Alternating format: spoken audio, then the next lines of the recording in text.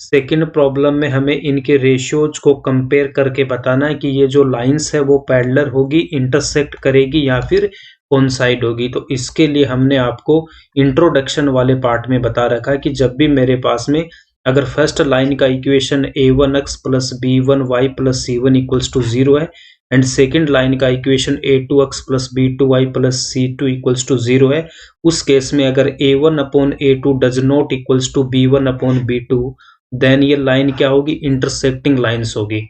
Second में तीनों ratio equal है तो लाइन कोइंसाइड करेगी, और थर्ड में यहाँ पे a1 upon a2 b1 upon b2 के इक्वल है बट c1 अपॉन c2 के इक्वल नहीं है, तो उस केस में लाइंस क्या हो जाएगी, पैरेलल होगी। अब यहाँ पे फर्स्ट वाली प्रॉब्लम में हमारे पास ये दो लाइंस हमें गिवन है, अब इनको हमें इनसे कंपेयर करना है। तो कंपेयर करने के लिए हमें सबसे पहले इनके स्टैंडर्ड फॉर्म में लिखना होगा। तो अगर यहाँ से इसको मैं कंपेयर करूंगा तो 5x आएगा, उसके बाद में क्या है मेरे पास प्लस b1y, तो यहाँ पे प्लस लिखूंगा और ये माइनस का 4y यहाँ पे आएगा। उसके बाद में क्या प्लस c1, तो प्लस 8 इक्वल्स टू 0।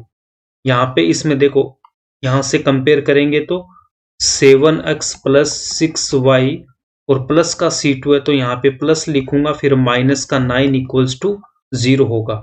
अब यहाँ से जब हम कंपेयर करेंगे इसको तो यहाँ पे देखो a1 क्या है मेरे पास यहाँ x के मल्टीप्लाई में, तो a1 की वैल्यू क्या हो जाएगी मेरे पास 5 हो जाएगी, और b1 की वैल्यू क्या हो जाएगी, b1 इक्वल्स टू होगा मेरे पास माइनस का 4, और c1 की वैल्यू कितनी है 8 हो जाएगा। c1 कितना होगा आपके पास में 8 हो जाएगा। तो a1 कितना मेरे पास 5 and b1 equals to minus का 4, c1 इक्वल्स टू 8। यहाँ से कंपेयर करूंगा तो a2 equals to 7 and b2 equals to कितना होगा 6 एंड c2 इक्वल्स टू होगा आपके पास माइनस का 9। अब यहाँ पे देखो a1 upon a2 equals to क्या आएगा, a1 की वैल्यू 5 अपॉन a2 यहाँ पे 7 है, तो 5 अपॉन 7 आ गया a1 upon a2। b1 upon b2 equals to b1 की वैल्यू -4 एंड b2 की वैल्यू कितनी है 6 है। जब इसको मैं सोल्व करूंगा तो देखो माइनस और 2 अपॉन 3, जब इसको हम 2 से कैंसिल आउट करेंगे तो यहाँ से देखो a1 upon a2 b1 upon b2 के इक्वल नहीं है।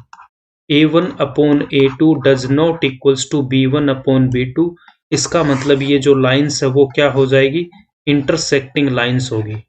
ठीक है, ग्राफ पे जब हम इनको बनाएंगे तो हमारी जो लाइंस है वो क्या करेगी, एक दूसरे को इंटरसेक्ट करेगी।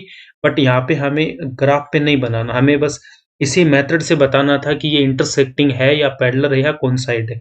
तो हमारे पास क्या है, a1 upon a2 b1 upon b2 के इक्वल नहीं है, इसका मतलब फर्स्ट वाले का आंसर क्या हो जाएगा, इंटरसेक्टिंग लाइंस होंगी। सेकेंड पार्ट में a1 की वैल्यू मेरे पास कितनी हो जाएगी, 9 होगी, एंड यहाँ पे b1 की वैल्यू कितनी है 3 एंड c1 इक्वल्स टू कितना होगा 12 होगा। a2 equals to 18 then b2 equals to 6 and c2 equals to 24 then a1 upon a2 9 upon 18 equals to कितना आएगा 1 upon 2, b1 upon b2 3 upon 6, यहाँ से भी 1 अपॉन 2 आ रहा है, c1 अपॉन c2 तो 12 अपॉन 24, यहाँ से भी कितना आ रहा है मेरे पास 1 अपॉन 2 आ रहा है। तो यहाँ पे आपके पास में a1 upon a2 equals to b1 upon b2 and c1 upon c2।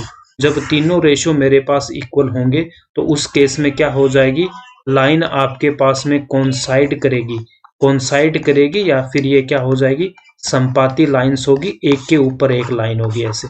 ठीक है, इन इक्वेशंस को मैं स्टैंडर्ड फॉर्म में लिखूंगा तो यहाँ से 6x प्लस माइनस का 3 into Y plus 10 equals to 0 and 2x plus minus Y है तो इसको हम क्या लिख सकते हैं, माइनस का 1 into Y plus 9 equals to 0।